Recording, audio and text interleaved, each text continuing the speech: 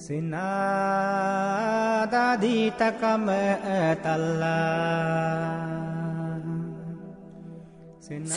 is one of the nicest little secrets of India. A tiny state adjacent to India's West Bengal state to the south, Nepal to the west, and Bhutan to the southeast. Sikkim contains a lovely swath of some of the finest Himalayan forests and is sparsely populated by simple and friendly people living as happy little isolated communities that stretch all the way into the Tibetan plateau beyond the high altitude lake of Gurudongmar, which is one of the highest lakes in the world. Gurudongmar itself is a tranquil aquamarine high altitude lake situated at over 17,000 feet altitude in Sikkim, close to the active border between India's state of Sikkim and Chinese control across the border with Tibet a few kilometers further. While shepherds graze their sheep in the bucolic environs of the high altitude meadows of the Tibetan plateau here, border tensions tend to simmer between India and China every once in a while.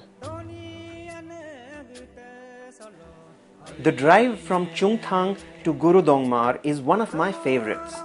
That apart, it makes for perhaps the fastest altitude change that is possible while driving anywhere in the world.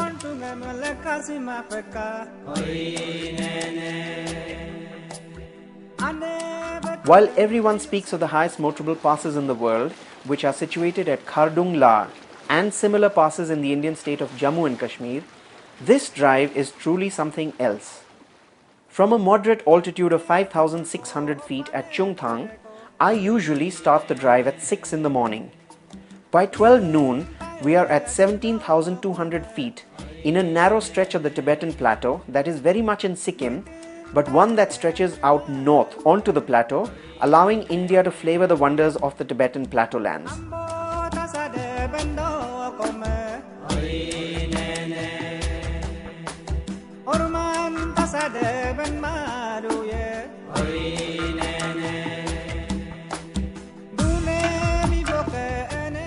While one starts the drive to the south of the Himalaya, this remarkable 6-hour drive takes one right through the greater Himalaya with high peaks of over 22,000 feet altitude on both sides. And then suddenly, in one great upheaval of geography and landscape, one finds oneself to the north of the Himalaya with the peaks far behind you. The landscape levels out around the eye into a pleasing flatland with little streams running wild, edelweiss and gentians profusely growing in all directions, and the cold winds of Tibet cooling your sunburnt face. The daytime heat can be intense when you're out in the open sun, and the nighttime chill even more intense as the winds pick up and the mountain breeze collides with the high altitude desert air. The peaks of Kanchenjhou and Chomiomo literally empty their glaciers out above the road, or so it seems. The Tista flows alongside. Even more cataclysmic than the geographical changes are the rapid changes in the biota of the valley of the Tista as one ascends. Every few hundred meters of ascent leads to a change in the bird life, plant life, and the animals around. The rhododendron shrubs become smaller and smaller, from trees near Chungthang to large bushes above Lachen and down to tiny shrubs further up the valley. Access to the lake of Gurudongmar is only permitted to Indians who have obtained a special permit, and foreign nationals are not allowed to visit the region at all. Even for Indians, the army keeps a strict check on visitation given the harsh climate, the extreme altitude, and the low temperatures.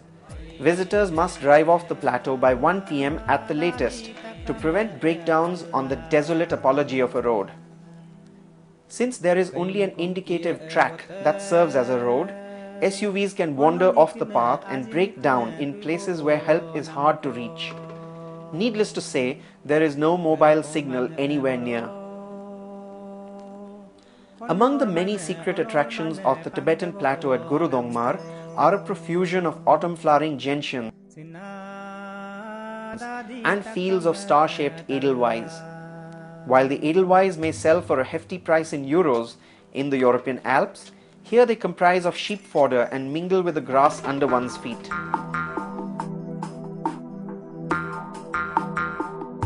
Meanwhile, Himalayan marmots gamble on the plateaulands but scurry for cover the moment they sense the presence of an outsider.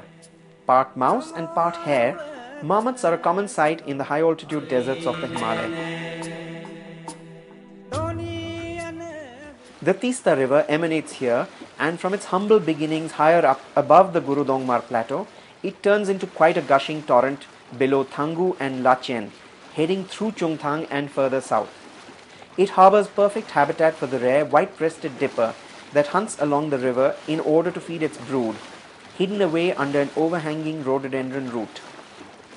Higher up, around the high-altitude meadows, lie some of the finest valleys of high-altitude Himalayan rhododendrons, the dwarf and bush varieties. In the valley of Chumthang, one can see a high-altitude species of Aresima or snake plant.